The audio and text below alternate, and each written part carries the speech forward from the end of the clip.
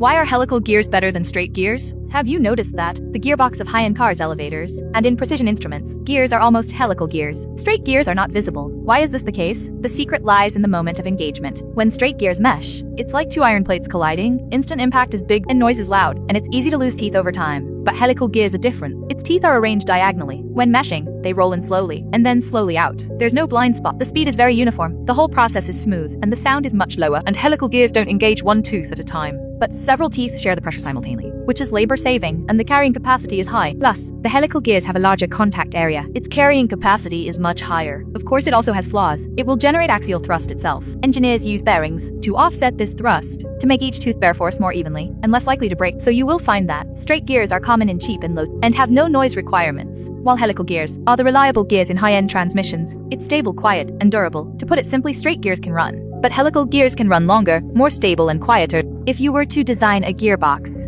would you choose straight gears?